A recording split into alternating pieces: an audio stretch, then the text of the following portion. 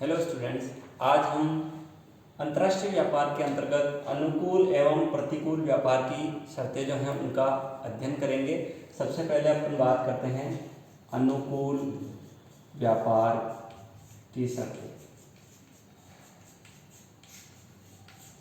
अनुकूल व्यापार की शर्तें। व्यापार की शर्तें किसी भी देश के लिए अनुकूल तब कही जाएगी जब वह जितने मूल्य का आयात कर रहा है उसके बदले में वह उससे कम मूल्य का निर्यात करता है। अर्थात जितने मूल्य का आयात हुआ है उससे कम मूल्य का निर्यात करना पड़े तो वह जो शर्त होगी व्यापार की वह क्या कहलाएगी? अनुकूल व्यापार की शर्त कहलाएगी। अनुकूल व्यापार की शर्तें जो हैं संबंधित देशों के लिए लाभकारी होती हैं, इसलिए उसके पक्ष में मानी जाती है। माना कि अपन कोई एक देश लेते हैं, व्यापार की शर्तें अनुकूल हैं, तो उस देश के लिए व्यापार की शर्तें अनुकूल है तो इसका यह अर्थ है कि यह देश निश्चित मात्रा में आयात के लिए तुलनात्मक रूप से कम मात्रा में निर्यात कर रहा है। इसे यूँ भी समझ सकते हैं कि हमें किसी वस्तु की 100 टन मात्रा खरीदने के लिए हमें उसी प्रकार की वस्तु की उसी सम मूल्य की वस्तु की 80 टन ही मात्रा निर्यात करनी पड़े तो हम क्या क्या कहेंगे कि हमारे लिए व्यापार की शर्तें अनुकूल हैं और ये शर्तें जो हैं हमारे लिए लाभकारी होती है। अब दूसरा जो है वो है प्रतिकूल व्यापार की शर्तें।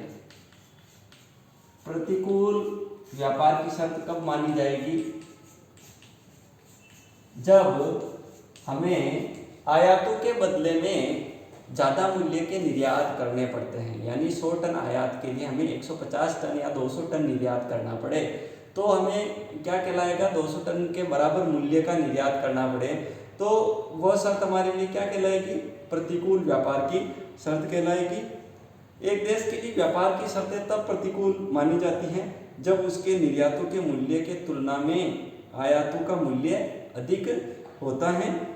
दूसरे शब्दों में एक दी हुई आयात की मात्रा के लिए अधिक मात्रा में वस्तु का निर्यात किया जाता है तो व्यापार की शर्तें प्रतिकूल कहलाती हैं। उदाहरण के लिए व्यापार की शर्तें ब देश के लिए प्रतिकूल है। हमने जो पहला वाला उदाहरण देखा है और ब देश का, उसमें ब देश के लिए जो व्यापार की शर्तें हैं वो प्रतिकूल हैं।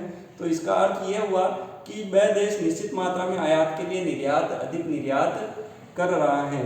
अब प्रश्न उठता है कि व्यापार की शर्तों का मापन कैसे किया जाए? व्यापार की शर्तों का माप।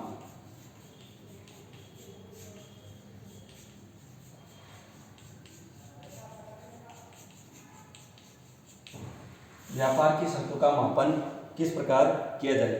व्यापार की शर्तों के मापन के लिए किसी भी देश के निर्यात आयात सूचकांकों की आवश्यकता पड़ती है क्योंकि ये निर्यात आयात मूल्यों में आपसी संबंधों को व्यक्त करते हैं। सूचकांक का आपने अध्ययन किया है, स्टैटिक्स के अंदर आप सूचकांक का और विस्तृत रूप से अध्ययन करेंगे।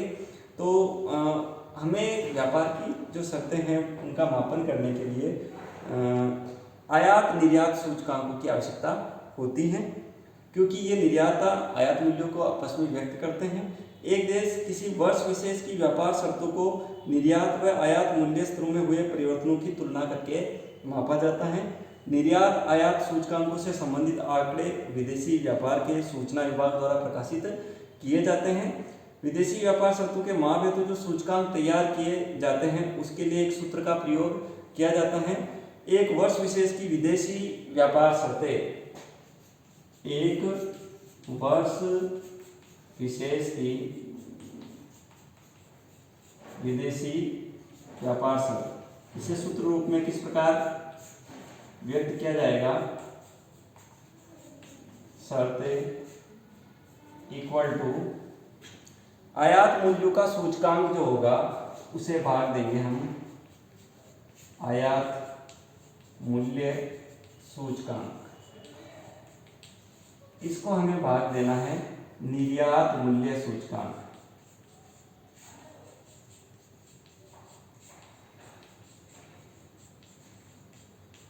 गुणा 100 से हम कर देंगे इसको। तो इस प्रकार हमारे पास क्या जाएगा? व्यापार की शर्तें।